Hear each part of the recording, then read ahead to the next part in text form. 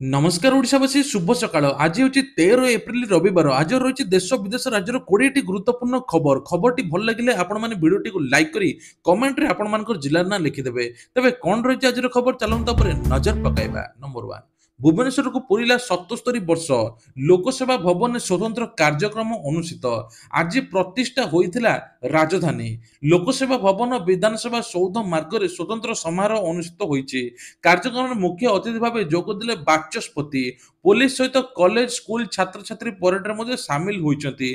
प्रतिष्ठा फलक माल्यार्पण कले बाचस्पति कार्यक्रम में विधायक सहित मेयर माने सामिल होइछंती। कॉर्पोरेटर सहित राजधानी बासी पालिछंती भुवनेश्वर प्रतिष्ठा दिवस। ओडिया नुआ वर्ष पूर्व हेबो ओडिया कैलेंडर उन्मोचन श्रीमंदिर में पहुंचले मुख्यमंत्री महाप्रभुଙ୍କର दर्शन और आशीर्वाद नहीं सकाळु सकाळु श्रीमंदिर गले मुख्यमंत्री सिंहद्वार निकट में पहुंचा पर श्रीमंदिर मुख्य प्रशासक एवं सेवायत पक्षर मुख्यमंत्री को स्वागत कराइथिला। श्रीमंदिर में पहुंची मुख्यमंत्री एवं आईन मंत्री राजस्व मंत्री दर्शन करथिले। दर्शन फेरिबा पर सिंहद्वार ठारे मुख्यमंत्री कर कमल रे श्रीमंदिर प्रशासन द्वारा प्रकाशित ओडिया नववर्ष कैलेंडर 2025-26 वर्षर श्रीमंदिर पर्वपर्वाणी जानी यात्रा कैलेंडर लोकार्पण उत्सव अनुष्ठित हेबो बोली कुआ जाउची। ओडिशा रे लागू हैला ओडिशा विश्वविद्यालय अधिनियम शनिवार दिन राज्यपाल डॉक्टर हरिबाबू कुंभपति निकट में विधानसभा पारित होइतिबा ओडिशा विश्वविद्यालय विधेयक 2024 स्वीकृति प्रदान करेबे। तेबे यह सरकारी भाव लागू करा जायछि। गत 2 तारिख रे मध्ये विधानसभा रे राति तमाम आलोचना हेबा पर ओडिशा विश्वविद्यालय विधेयक विधानसभा रे पारित होइतिला। एही अधिनियम लागू हेबा पर उच्च शिक्षा मंत्री बे सूर्यवंशी सुर राज्यपाल डॉक्टर हरिबाबू कुंभपति को धन्यवाद जणाइबा सहित उच्च शिक्षा क्षेत्र में नूतन सूर्योदय हो बोली कहिसंती। तेबे राज्य रे समस्त विश्वविद्यालय उन्नतीकरण हेबो पुनः अंतर्भुक्तिकरण करा जिवो ता सहित प्रति वर्ष 2 थर सिनेट बैठक अनुष्ठित हेबो। एतसहित सिनेट रे सर्वमोट 68 जन सदस्य रहिबार व्यवस्था रहिबो। 37 जन सदस्य शिक्षक शिक्षकविद एवं छात्र समाज प्रतिनिधि मध्ये व्यवस्था सुनिश्चित करिवे। सेपरे अध्यापक कुलपति चयन रे सरकारी हस्तक्षेप ह्रास पाइब गुणात्मक उच्च शिक्षा को समस्त निकट में पहुंचाइब एवं दूर शिक्षा व्यवस्था को प्रणयन करा एमती समस्त प्रकार शिक्षानुष्ठान गुरुत्व देबे बोली पुणी हेबो। निर्वाचन त्रिस्तरीय पंचायत अनुष्ठान उपनिर्वाचन पर प्रक्रिया आरंभ खाली पड़िथिबा 1134 पद उपनिर्वाचन हेबो। 5टी परिषद सभ्य 41टी पंचायत समिति सभ्य 45टी सरपंच 22टी वार्ड सभ्य उपनिर्वाचन हेबाकु निष्पत्ति होईछि। तबे संरक्षित वर्ग पई उद्दिष्ट 771 वार्ड रे निर्वाचन होई नथिला। एसबु संरक्षित वर्ग रे प्रार्थी थिबारु निर्वाचन बंद थिला।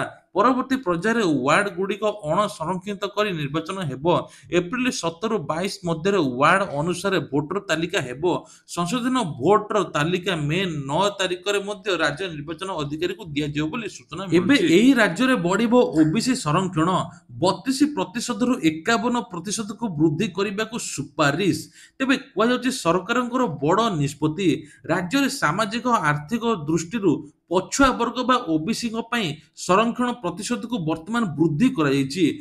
32% रु 51% को वृद्धि करने को सुपारिश करा जायछि। एक रिपोर्ट अनुसार मुख्यमंत्री सिद्धरमैया नेतृत्व में कर्णाटक कैबिनेट सम्मुख उपस्थापित होइछि। सरकारी सूत्र अनुसार शनिवार दिन यह सूचना दिया जायछि। सूचना अनुसार सामाजिक अर्थनैतिक शिक्षा सर्वे जाति जनगणना उल्लेख करिछि। पछुआ जातिर जनसंख्या 70%। राज्य रे शिक्षानुष्ठान गुड़िक पछुआ संप्रदायर 51% संरक्षण दिया उचित बोली रिपोर्ट मध्ये प्रकाश पाइछि। तेबे सूत्र अनुसार तमिलनाडु झारखंड हेउछि उदाहरण जो माने पछुआ वर्गर जनसंख्या अनुसार तेबे 69 रु 77% संरक्षण प्रदान करुछि। सूत्र अनुसार अन्य पछुआ वर्ग मोट ओबीसी संख्या हैला पाखापाखि 4,16,30,153 जन। सूत्र गुड़िक दाबी करछन जे अनुसूचित जाति जनजाति यथाक्रमे एबे पाखापाखि कोटिए एवं 42 लक्ष बोली कुआ जाउछि। तेबे एने कि सरकार विभिन्न प्रकार पदक्षेप नेउचंती विभिन्न प्रकार सरकार योजना मध्ये पाउचंती बढ़िबो तांकर संरक्षण। मंदिर रे फोटो शूट को बैन तेबे बाहागर पूर्व फोटो शूट एबे ट्रेंड पलटछि। किछि रोमांटिक जगह को जाय फोटो शूट करछंती कि मंदिर रे फोटो शूट करूचंती किंतु सरकारଙ୍କର नुआ नियम एथर कोनोसी मंदिर रे फोटो शूट होई परिबो नाही। जदि बैन समस्त मंदिर रे करा जिवो तेबे कुआ जाउछि जे କିଛି କିଛି ମନ୍ଦିରରେ ଫଟୋ ସୁଟ୍ ହୋଇପାରିବ, କିନ୍ତୁ ଏବେ ମଠ ବା ମନ୍ଦିରରେ ଫଟୋ ସୁଟ୍ ମନା ବୋଲି ସରକାର କହିଛନ୍ତି। ଆୟୁଷ୍ମାନ କାର୍ଡକୁ ନେଇକି ବଡ଼ ଘୋଷଣା କଲେ ସରକାର। କହିଲେ 3 ମାସ ଭିତରେ ରାଜ୍ୟରେ ସମସ୍ତଙ୍କୁ ମିଳିବ ଆୟୁଷ୍ମାନ କାର୍ଡ। ପାଖାପାଖି ରାଜ୍ୟରେ 3.5 କୋଟି ଲୋକ ମଧ୍ୟ ଏଇଥିରେ ଉପକୃତ ମଧ୍ୟ ହେବେ ବୋଲି କୁହାଯାଉଛି। ତେବେ ଆୟୁଷ୍ମାନ କାର୍ଡରେ ଏଥର ମହିଳାଙ୍କୁ 5 ଲକ୍ଷ, ପୁରୁଷଙ୍କୁ 5 ଲକ୍ଷ ମିଳିବ। ତାପରେ ମଧ୍ୟ ମହିଳାଙ୍କୁ ଏକ୍ସଟ୍ରା 5 ଲକ୍ଷ ବା 10 ଲକ୍ଷ ପର୍ଯ୍ୟନ୍ତ ମିଳିବ। ତାପରେ ବ୍ୟୟ ବନ୍ଦନା ଯୋଜନା 70 ବର୍ଷରୁ ଅଧିକ ଲୋକଙ୍କୁ ମଧ୍ୟ ପୁରୁଷଙ୍କୁ 10 ଲକ୍ଷ ଅପ୍ ଟୁ, ତା ସହିତ ମହିଳାଙ୍କୁ 15 ଲକ୍ଷ ପର୍ଯ୍ୟନ୍ତ ମିଳିବ। କଟକ ବାଲିଯାତ୍ରା ପଡ଼ିଆରେ ସ୍ୱାସ୍ଥ୍ୟମନ୍ତ୍ରୀ ଏହାର ଶୁଭାରମ୍ଭ ମଧ୍ୟ କରିଥିଲେ। କୁହାଯାଉଛି ଯେ ଏପର୍ଯ୍ୟନ୍ତ ପାଖାପାଖି 25,000 ଲୋକ ପାଇସାରିଲେଣି। ଆଗକୁ ମଧ୍ୟ 3 ମାସ ଭିତରେ 3.5 କୋଟି ଲୋକ ପାଇସାରିଥିବେ ବୋଲି ମନ୍ତ୍ରୀ ମଧ୍ୟ ଏପଟେ କହିଛନ୍ତି। 3 ମାସ ଭିତରେ ଯଦି ଆପଣଙ୍କର ଦେହ ଖରାପ ହେଲା, ଆପଣଙ୍କର କାର୍ଡ ନାହିଁ, ଆପଣ ଆଧାର କାର୍ଡ ଦେଖେଇକି ମଧ୍ୟ ଟ୍ରିଟମେଣ୍ଟ ହୋଇପାରିବେ। ଯଦି ଆପଣଙ୍କ ପୁରୁଣା କାର୍ଡ ରାସନ କାର୍ଡ ଅଛି, ତାହେଲେ ତୁରନ୍ତ ଆପଣ ଏହି କାର୍ଡର ମଧ୍ୟ ଫାଇଦା ପାଇପାରିବେ ବୋଲି ମନ୍ତ୍ରୀ କହିଛନ୍ତି। ଟ୍ରମ୍ପଙ୍କ ବଡ଼ ଘୋଷଣା, ଟାରିଫ ବା ଶୁଳ୍କ ଯୁଦ୍ଧ ମାଧ୍ୟମରେ ବିଶ୍ୱରେ ଅସ୍ଥିରତା ସୃଷ୍ଟି ହୋଇଛି। ଆମେରିକା ରାଷ୍ଟ୍ରପତି ଡୋନାଲ୍ଡ ଟ୍ରମ୍ପ ପ୍ରଶାସନ ଏବଂ ସ୍ମାର୍ଟଫୋନ, କମ୍ପ୍ୟୁଟର ଓ ଅନ୍ୟାନ୍ୟ ଇଲେକ୍ଟ୍ରୋନିକ ସାମଗ୍ରୀ ଟ୍ରମ୍ପଙ୍କୁ ଶୁଳ୍କରୁ ମୁକ୍ତ କରାଯାଇଛି। ଏହିସବୁ ପଦକ୍ଷେପ ଅନେକ ଲୋକପ୍ରିୟ ଏବଂ ଉଚ୍ଚ ପ୍ରଯୁକ୍ତି ବିଦ୍ୟା ଉତ୍ପାଦ ପାଇଁ ଆମେରିକା ଗ୍ରାହକଙ୍କ ଉପରେ ପ୍ରଭାବକୁ ମଧ୍ୟ ହ୍ରାସ କରିବ। ତେବେ ଶୁକ୍ରବାର ଦିନ ବିଳମ୍ବିତ ରାତିରେ ଆମେରିକା କଷ୍ଟମ ଏବଂ ସୀମା ସୁରକ୍ଷା ପକ୍ଷରୁ ନୋଟିସରେ ଏହି ଛାଡ଼ରେ ଚୀନର ଆମେରିକାରେ ଆସୁଥିବା ସ୍ମାର୍ଟଫୋନ ଏବଂ ଉତ୍ପାଦନ ଏବଂ ବିଭିନ୍ନ ପ୍ରକାର ଇଲେକ୍ଟ୍ରିକ୍ ସାମଗ୍ରୀ ଅନ୍ତର୍ଭୁକ୍ତ, ଯାହାର ବର୍ତ୍ତମାନ 145% ଅତିରିକ୍ତ ଶୁଳ୍କ ଲାଗୁ ହୋଇଛି। ସେହି ସମୟରେ ଅଧିକାଂଶ ଆମେରିକୀୟ ବାଣିଜ୍ୟିକ ଅଂଶୀଦାର ଉପରେ ଲାଗୁ ହୋଇଥିବା ମୂଳ 10% ଶୁଳ୍କ ଚୀନ ଉପରେ ଲାଗୁ ହୋଇଥିବା 125% ଅତିରିକ୍ତ ଶୁଳ୍କରୁ ସେମି କଣ୍ଡକ୍ଟର ଗୁଡ଼ିକୁ ବାଦ୍ ଦିଆଯାଇଛି। ଛାଡ଼ ଚଳିତ ଆରମ୍ଭରେ ରାଷ୍ଟ୍ରପତି ଟ୍ରମ୍ପ ଦ୍ୱାରା ଘୋଷିତ ବ୍ୟାପକ 10% ଶୁଳ୍କ ଏବଂ ଚୀନର ଆମଦାନୀ ଉପରେ ଏଥର ଅତିରିକ୍ତ ଦଣ୍ଡାତ୍ମକ ଟିକସର ପରିସରକୁ ହ୍ରାସ କରାଯାଇଛି। ତେବେ କୁହାଯାଉଛି ଯେ ଏଥର ସବୁ ଇଲେକ୍ଟ୍ରୋନିକ୍ ଉପରେ କର ଛାଡ଼ ହେବ। ନାରୀ ପାଇଁ ନ୍ୟାୟ ଆନ୍ଦୋଳନ ଆହୁରି ଶାଣିତ ହେବ। ଆଗାମୀ ନିର୍ବାଚନ ପାଇଁ ଅଣ୍ଟା ଭିଡ଼ିଲା କଂଗ୍ରେସ। କଂଗ୍ରେସ ଦଳର ଛାମୁଆ ସଂଗଠନ ରାଜୀବ ଗାନ୍ଧୀ ପଞ୍ଚାୟତ ରାଜ୍ୟ ସଂଗଠନ ନିଷ୍ପତ୍ତି ଅନୁଯାୟୀ କଳାହାଣ୍ଡି ଜିଲ୍ଲାର ସର୍ବୋଦୟ ସଂକଳ୍ପରୁ 2 ଦିନିଆ ଶିବିର ଆରମ୍ଭ ହୋଇଛି। ସଂଗଠନର ରାଜ୍ୟ ସାଧାରଣ ସମ୍ପାଦକ ସରୋଜ ବାଗଙ୍କ ନେତୃତ୍ୱରେ ଆୟୋଜିତ ଶିବିର ଭବାନୀପାଟଣାସ୍ଥିତ ଅଗ୍ରସେନୀ ଭବନରେ ଅନୁଷ୍ଠିତ ହୋଇଛି। କଂଗ୍ରେସ ଗୋଟିଏ ଦାବି କରୁଛି, ନାରୀକୁ ସୁରକ୍ଷା ଦିଅ। ନାରୀକୁ ସୁରକ୍ଷା ପାଇଁ ବାରମ୍ବାର ଆନ୍ଦୋଳନ କରୁଛି। ତେବେ କିଛି ଦିନ ପୂର୍ବେ ମଧ୍ୟ ଆନ୍ଦୋଳନ ହୋଇଥିଲା। ତା ସହିତ ମଧ୍ୟ 10ରୁ 12 ଜଣ କଂଗ୍ରେସ ପ୍ରାର୍ଥୀ ମଧ୍ୟ ଜେଲକୁ ଯାଇଥିଲେ। ପୁଣି ଏବେ କଂଗ୍ରେସର ଭକ୍ତ ଚରଣ ଦାସ ମଧ୍ୟ କହିଛନ୍ତି ଯେ ଓଡ଼ିଶାର ଜନଜୀବନ ସମସ୍ୟାକୁ ନେଇ କଂଗ୍ରେସ ଦଳ ଆଗାମୀ ଦିନରେ ମଧ୍ୟ ସଂଘର୍ଷର ରାସ୍ତାକୁ ଆହୁରି ପ୍ରସାରିତ କରିବ। ନାରୀ ଆନ୍ଦୋଳନ, ନାରୀ ସୁରକ୍ଷା ଦେବା ପାଇଁ ଆମର ଦାୟିତ୍ୱ। ତେଣୁ ସରକାର ୟା ଉପରେ ନିଶ୍ଚିତ ତଦାରଖ କରନ୍ତୁ ବୋଲି କଂଗ୍ରେସର ପିସିସି ସଭାପତି କହିଛନ୍ତି। ସତର୍କ ରୁହ, ପୁଣି ଆସୁଛି ବର୍ଷା। ତେବେ ଲଗାତାର ବର୍ଷା କାଲି ହୋଇଥିଲା। ତେବେ ଆଜି ମଧ୍ୟ କିଛି 8ଟି ଜିଲ୍ଲାକୁ ବର୍ଷା ହେବ ବୋଲି ପାଣିପାଗ ବିଭାଗ ସୂଚନା ଦେଇଛି। ବିଜୁଳି ଘଡ଼ଘଡ଼ି ସାଙ୍ଗକୁ ପ୍ରବଳ ବର୍ଷା ସମ୍ଭାବନା ବୋଲି ପାଣିପାଗ ବିଭାଗ ଏଇଠି ସୂଚନା ଦେଇଛି। 13 ତାରିଖ ତଥା ଆଜି ରାଜ୍ୟରେ 8ଟି ଜିଲ୍ଲାକୁ ୟେଲୋ ୱାର୍ଣ୍ଣିଂ କରିଛି ପାଣିପାଗ ବିଭାଗ। ବିଜୁଳି ଘଡ଼ଘଡ଼ି ସାଙ୍ଗକୁ ପ୍ରବଳ ବର୍ଷା, 40ରୁ 50 କିଲୋମିଟର ବେଗରେ ପବନ ବହିବ ବୋଲି ପୂର୍ବାନୁମାନ କରିଛି ପାଣିପାଗ ବିଭାଗ। ବାଲେଶ୍ୱର, ଭଦ୍ରକ, ଯାଜପୁର, କେନ୍ଦ୍ରାପଡ଼ା, କଟକ, ଜଗତସିଂହପୁର, ମୟୂରଭଞ୍ଜ, କେଉଁଝର ଜିଲ୍ଲାରେ ଗୋଟିଏ 2ଟି ସ୍ଥାନରେ ହାଇ ଆଲର୍ଟ କରାଯାଇଛି। ସେପରି ପୁରୀ, ଖୋର୍ଦ୍ଧା, ନୟାଗଡ଼, ଗଞ୍ଜାମ, ଗଜପତି, ମାଲକାନଗିରି, କୋରାପୁଟ, ରାୟଗଡ଼ା, ବାଲେଶ୍ୱର, ଭଦ୍ରକ, ଯାଜପୁର, କେନ୍ଦ୍ରାପଡ଼ା, ଜଗତସିଂହପୁର, ମୟୂରଭଞ୍ଜରେ ମଧ୍ୟ 2ଟି ସ୍ଥାନରେ ମଧ୍ୟମ ଧରଣ ଏବଂ ପ୍ରବଳ ଜୋରରେ ବର୍ଷା ହେବ। କୁଆପଥର ହେବ, ତା ସହିତ 40ରୁ 50 କିଲୋମିଟର ବେଗରେ ପବନ ବହିବ ବୋଲି ପାଣିପାଗ ବିଭାଗ ସୂଚନା ଦେଇଛି। ଲୋକଙ୍କ ସମସ୍ୟା ସହିତ ବିରୋଧୀଙ୍କ କାମ। ସାମ୍ବିଧାନିକ ବ୍ୟବସ୍ଥାର ଅନୁସାରେ ଲୋକଙ୍କ ସ୍ୱର ସାଜିବା ବିରୋଧୀଙ୍କ ରାଜନୈତିକ ଧର୍ମ। ତେବେ କୁହାଯାଉଛି ଯେ ଗ୍ୟାସ୍ ଦର ପୁଣି ବଢ଼ିଛି। ଗ୍ୟାସ୍ ଦର 50 ଟଙ୍କା ବଢ଼ିଛି ବୋଲି ସେଥିପାଇଁ ଆନ୍ଦୋଳନ ଏବେ ଚାଲିବ। ତେବେ ଲୋକଙ୍କ ସମସ୍ୟାକୁ ନେଇ ଆନ୍ଦୋଳନ ଧର୍ମଘଟ ହୁଲସ୍ଥୁଲ କରିବା ବଦଳରେ ପ୍ରମୁଖ ବିରୋଧୀ ବିଜେଡି, କଂଗ୍ରେସ ନୀରବ ରହିବା ବଡ଼ ପ୍ରଶ୍ନ ସୃଷ୍ଟି କରିଛି। ରୋଷେଇ ଗ୍ୟାସ୍ ସିଲିଣ୍ଡର ଦର ବଢ଼ୁଛି। ମଧ୍ୟବିତ୍ତ ପରିବାର ଗ୍ୟାସ୍ ଜଳିବାକୁ ଡରୁଛନ୍ତି। ଗ୍ୟାସ୍ ଦର ବୃଦ୍ଧିକୁ ନେଇ ଅସନ୍ତୋଷ ଜନ। ତା ସହିତ ମଧ୍ୟ ଆଶ୍ଚର୍ଯ୍ୟଜନକ ପ୍ରମୁଖ ବିରୋଧୀ ବିଜେଡି ଏବଂ କଂଗ୍ରେସ ନୀରବତା ଯୋଗୁଁ ରାଜରାସ୍ତାରେ ପ୍ରତିଫଳନ ଦେଖିବାକୁ ମିଳୁନାହିଁ। ରାଜ୍ୟରେ କୌଣସି ପ୍ରତିବାଦ ନାହିଁ କି ଆନ୍ଦୋଳନ ହେଉନାହିଁ। କେନ୍ଦ୍ର ସରକାର 7 ତାରିଖରେ ଗ୍ୟାସ୍ ସିଲିଣ୍ଡର ପିଛା 50 ଟଙ୍କା ବୃଦ୍ଧି କରିଛନ୍ତି, ଯାହା ଜନସାଧାରଣ ଉପରେ ସିଧା ପ୍ରଭାବ ପକାଉଛି। ୱାକଫ୍ ଆଇନକୁ ବିରୋଧ କରି ମୁର୍ଶିଦାବାଦରେ ପ୍ରବଳ ହିଂସା, ଚାରିଆଡ଼େ ହିଂସା ଜାରି। ପଶ୍ଚିମବଙ୍ଗର ମୁର୍ଶିଦାବାଦରେ ନୂତନ ୱାକଫ ସଂଶୋଧନ ଆଇନକୁ ନେଇ ପୁଣି ଥରେ ହିଂସା ଦେଖାଇଛି। ତୀବ୍ର ହେଉଛି ହିଂସା। ମୁର୍ଶିଦାବାଦରେ ଜାଫରବାଦରେ ଘଟିଥିବା ହିଂସାରେ ବାପ ପୁଅଙ୍କୁ ହତ୍ୟା କରାଯାଇଛି। ସେପଟେ ପ୍ରଥମ ଥର ପାଇଁ ମୁଖ୍ୟମନ୍ତ୍ରୀ ମମତା ବାନାର୍ଜୀଙ୍କ ପ୍ରତିକ୍ରିୟା ସାମ୍ନାକୁ ଆସିଛି। ମମତା କହିଛନ୍ତି କୌଣସି ପରିସ୍ଥିତିରେ ରାଜ୍ୟରେ ଲାଗୁ ହେବ ନାହିଁ, ତେଣୁ ହିଂସା ନ କରିବାକୁ ଅପିଲ କରିଛନ୍ତି। ତେବେ ନିମଟିତା ରେଳ ଷ୍ଟେସନରେ କିଛି ହିଂସାତ୍ମକ ପ୍ରଦର୍ଶନକାରୀ ଏକ ଟ୍ରେନ୍ ଉପରେ ପଥର ମାଡ଼ କରିଥିଲେ, ଯାହାଫଳରେ ଅଞ୍ଚଳରେ ରେଳ ସେବା ବାଧାପ୍ରାପ୍ତ ହୋଇଥିଲା।